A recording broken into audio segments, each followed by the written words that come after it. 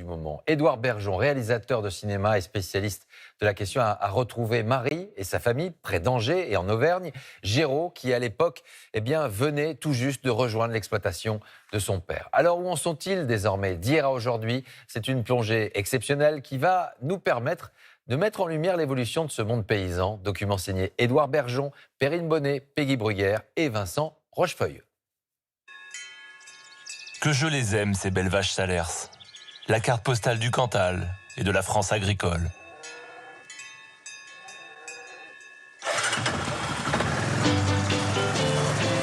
Il y a 10 ans, je rencontrais Géraud, jeune agriculteur, tout juste installé, après une première vie professionnelle à la ville.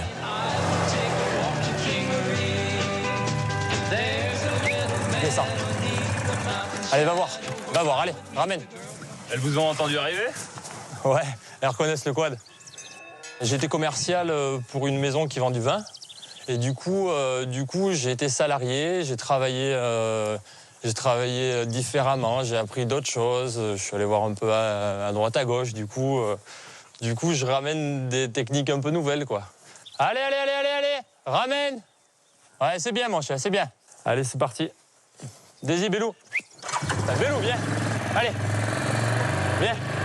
Allez. C'est bien, c'est bien. Géraud venait de rejoindre la ferme familiale, avec une nouvelle vision du métier.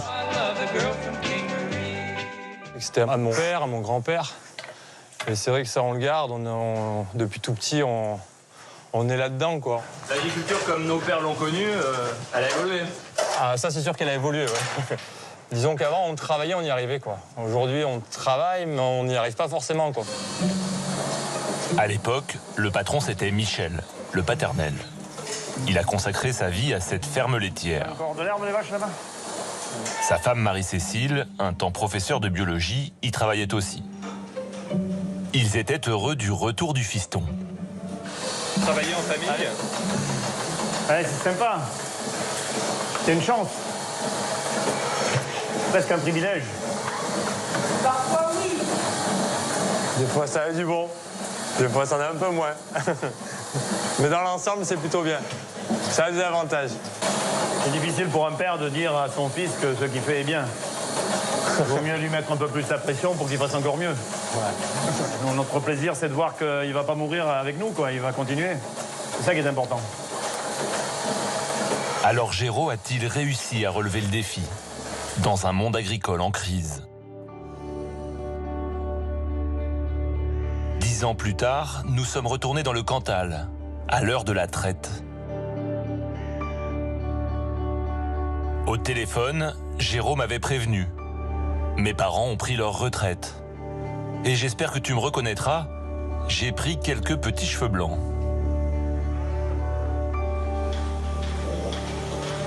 La traite matinale se fait toujours en famille, oui.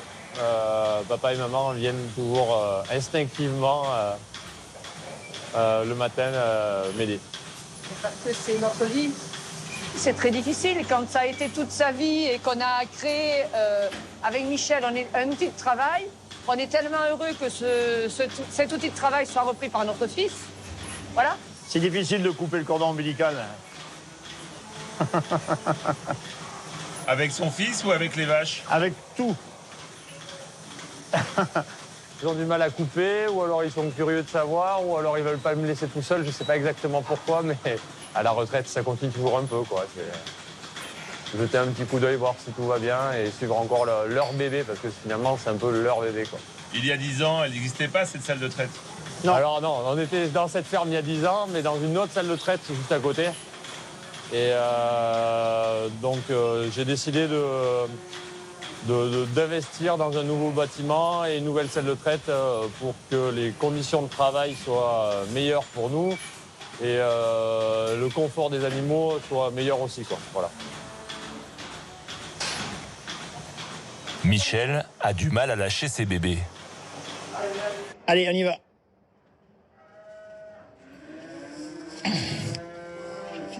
C'est parti pour une longue vie. Et c'est une fille. Super. On adore les filles, nous. Bah oui, parce que ça va devenir une vache. Elle est magnifique. voyez comment elle la réchauffe? C'est ce qu'on appelle une mer aimante. Elle est belle, hein? Oui, elle est super. Ouais. Sa maman, c'est une très très bonne laitière. Et Géraud l'avait inséminée avec une dose d'un très bon taureau. Donc là, c'est une très bonne nouvelle. On va faire en sorte qu'elle vive. Qu'elle vive et qu'elle devienne mère à son tour. L'élevage, plus qu'un métier, c'est une vie. Au rythme de la traite des 80 vaches, matin et soir, dont le lait AOP sert à fabriquer du fromage, le Cantal. En 10 ans, Géraud a beaucoup investi dans la ferme. Un nouveau bâtiment à gauche, des panneaux solaires sur les toits, un emprunt de 800 000 €. On grandit, on se modernise, mais on respecte les animaux et la nature, toujours. I got some wilderness skills beneath my belt. She said she used to be a part of a scout team. They nearly made a leader one time. They didn't have enough thread to sew the patches on.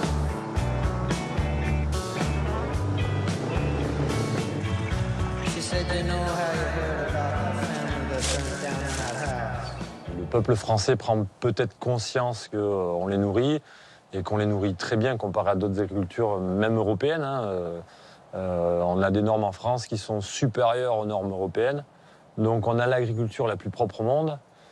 C'est vrai que tout est plus compliqué qu'avant. Des tarifs qui ont augmenté, on a pris des 40%, 50%, des fois deux même. Il y a des choses qui ont été multipliées par deux. Donc c'est vrai qu'en termes de rémunération, c'est un peu compliqué. Aujourd'hui, tu arrives à te rémunérer à une juste valeur, selon toi? Et non. Non, parce que je prélève moins qu'un SMIC. Et si je le ramène au taux horaire, c'est catastrophique, quoi. Donc, en taux horaire, c'est simple, je fais le double. Donc, c'est comme si je gagnais 500 balles par mois. Donc, je fais 70 heures semaine. Les 35 heures, voilà, c'est la moitié. Donc, je prends 1 000 € par mois. Et voilà, donc, c'est pas rémunérateur. Par exemple, moi, j'ai un salarié. J'ai la chance de pouvoir avoir un salarié. C'est vrai que c'est une charge énorme, même si derrière, il fait du travail et que je suis très content aussi de ne pas être tout seul. Voilà, quand lui prend 1 500 €, il coûte presque 3 000, quoi. Donc les charges, c'est hallucinant et c'est pour tout le monde pareil. Aujourd'hui, ton salarié, tu le payes plus que tu ne te payes toi? Et pour l'instant, oui. J'espère que ça va changer quand même, mais des dominants et des dominés, toujours. Et là-bas, il y a la chef qui veut se faire respecter. La hiérarchie va s'imposer de par elle-même.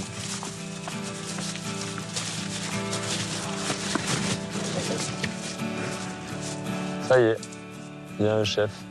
C'est qui la gagnante alors? Celle qui est derrière. Down the shelter, listen to the thunder on old video cassette. Aujourd'hui, tu ne regrettes pas de t'être lancé dans l'agriculture? Non. Il y a des fois où on se dit quand même les vacances c'était pas mal. Mais je travaille pour avoir plus de vacances. Ça m'a toujours plu de bosser dehors, ça m'a toujours plu de bosser pour moi, de vivre au rythme des saisons. Et être patron, ça te plaît toi? Alors oui, ça me plaît, mais j'avais sous-estimé à quel point ça peut être compliqué. Ouais, mais c'est compliqué pour des tas de choses. Les réglementations, rentrer dans les cadres, organiser son temps, organiser le temps de son employé. Ça c'est complexe. Après, ce qui est génial, c'est que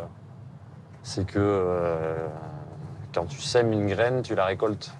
Donc la manière dont tu la sèmes, tu la récolteras. C'est un peu imagé ce que je dis, mais puis c'est du concret, quoi. C'est vrai que si je récolte des bons fourrages, mes animaux seront en bonne santé. À condition que tout se passe bien, mais dans l'idée, c'est ça. Voilà. Pas mal. Toujours pas mal.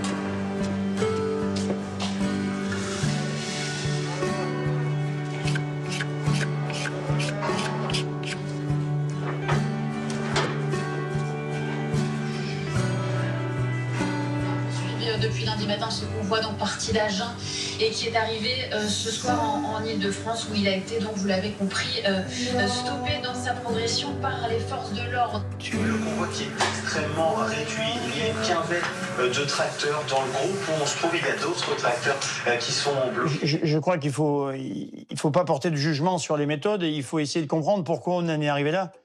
Moi, je pense que quand il ne reste plus qu'une forme d'énergie du désespoir, évidemment, il peut y avoir des dérapages. Et ces dérapages, il faut tout faire pour les éviter, mais en même temps, quelquefois, c'est à partir de ces dérapages que les situations se dénouent et que les décisions attendues se prennent. Alors moi, je suis contre la violence, évidemment. Je suis pour le respect des biens et des personnes, mais je peux comprendre l'énergie du désespoir. Michel Taïsédou a le même âge que mon père. Il m'en parlait souvent comme une figure engagée du monde agricole, lorsqu'ils étaient tous les deux jeunes agriculteurs. D'ailleurs, depuis, il est devenu maire de son village. Allez, feu. Hey, coucou. Ça va, Gaspard? Allez, vous êtes au Monopoly. On est en train de se ruiner. La femme de Géraud est en déplacement.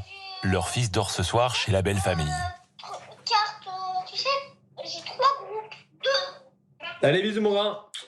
Je vais dormir avec papa. Oui, tu dormiras avec papa plus tard. Voilà, d'accord. Géraud, il voudrait voir plus son fils. Plus que toi, tu n'as vu tes enfants. Est-ce que ça, tu le comprends? Ben, il a raison.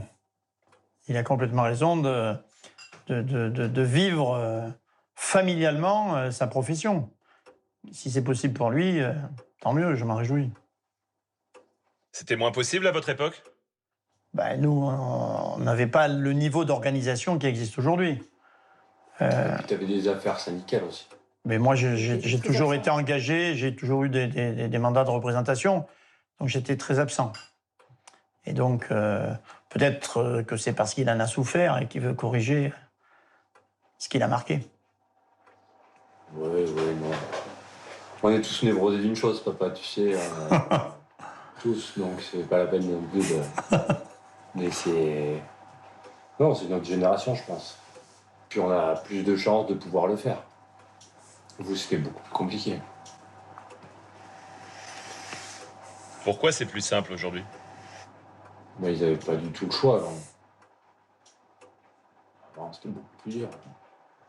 Oui, puis l'exploitation n'était pas...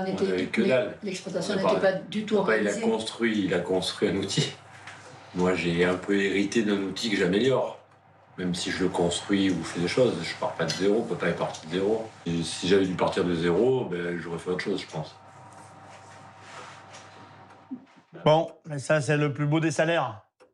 C'est quand vous laissez un outil qui a encore une perspective d'être utile. Et donc, même si on n'a pas gagné très bien notre vie, notre meilleur salaire, c'est de voir que ça continue.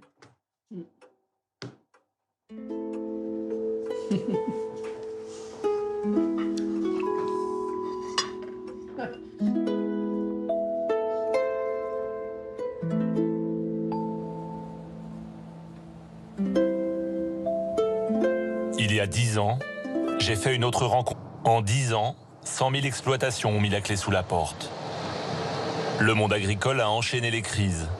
La guerre en Ukraine, les normes environnementales qui s'empilent, le Covid. Et pour couronner le tout, les agriculteurs prennent de plein fouet les conséquences du changement climatique.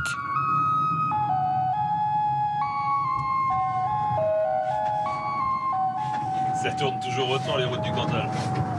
C'est pour pas s'endormir. Ça monte, ça descend, ça tourne.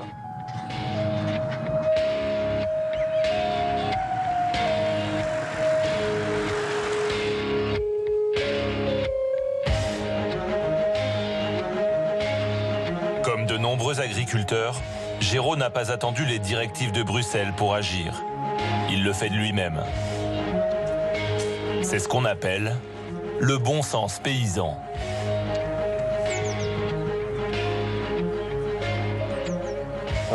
Ils ont été plantés, ils étaient gros comme ça. Et en 2 ans, ouais, ils développent quand même un beau diamètre. Et ils ont été greffés l'année dernière, donc ça les a retardés un peu.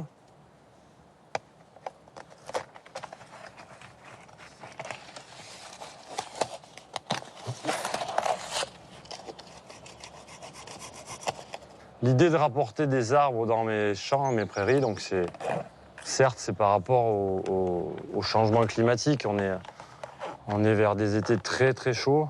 Et du coup, les animaux, ils sont un peu comme nous. Quand il fait chaud, ils cherchent de l'ombre.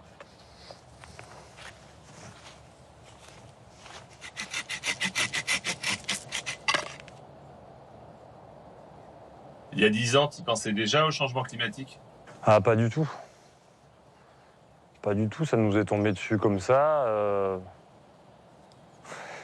On en entendait parler, mais on n'y croyait pas trop. Je crois que c'est que depuis 4-5 ans qu'on commence vraiment à comprendre que ça va être compliqué, quoi. Après, il va bien falloir qu'on s'adapte. Hein. C'est notre grande capacité, à nous les humains, de s'adapter. Il faudra bien qu'on y arrive de toute manière. Il faudra bien qu'on vous nourrisse. Donc il faudra bien qu'on s'adapte pour faire de la nourriture pour les consommateurs. Il a réduit l'utilisation de la chimie. Ne laboure plus. Un gain de temps et d'argent. Pour lui, ça marche. La vache, l'arbre, la prairie, le semi-direct, c'est un peu les 4 choses majeures de l'agriculture de conservation et l'agriculture un peu écologique et écologiquement intensive. Voilà, c'est produire beaucoup avec la nature.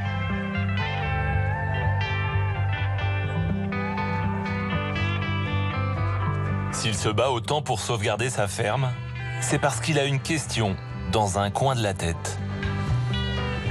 Puis quand j'avais son âge, moi j'ai couru ici et j'ai joué beaucoup ici, dans cette ferme. Cet outil qui rend si fier mais qui bouffe la vie. Va-t-on continuer à le transmettre? Le fait que Géraud se soit installé et ait repris la ferme, ça me permettra de mourir qu'une seule fois. Sinon, j'aurais connu 2 morts, une mort professionnelle et une mort biologique. Mais non, je t'ai ressuscité.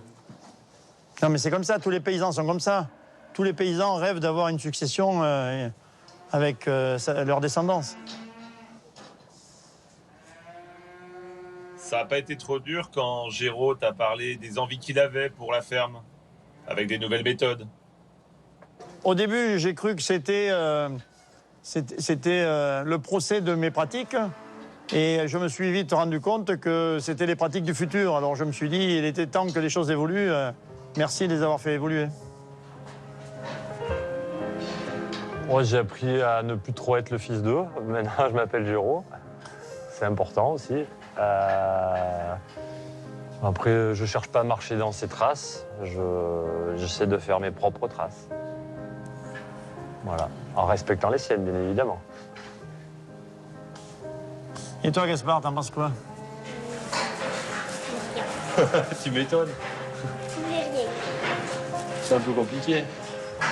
On philosophe avec papy.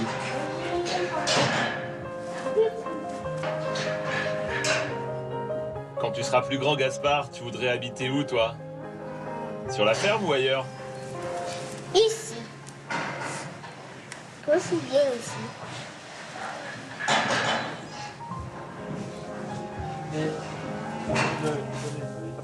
Géraud, toi, tu serais content que ton fils reprenne le flambeau? Bah oui. Malgré les difficultés de ce travail? Mais je pense que quand il sera en âge de reprendre, les choses auront changé. Ce sera beaucoup plus simple pour lui. Ouais. Je pense que oui. C'est un métier d'avenir, paysan. 10 ans se sont écoulés. Je suis heureux de retrouver des gens courageux. Ces paysans qui font partie de ma famille, celle de la terre. Ces hommes et ces femmes capables de tant d'abnégation pour nous nourrir, jour après jour.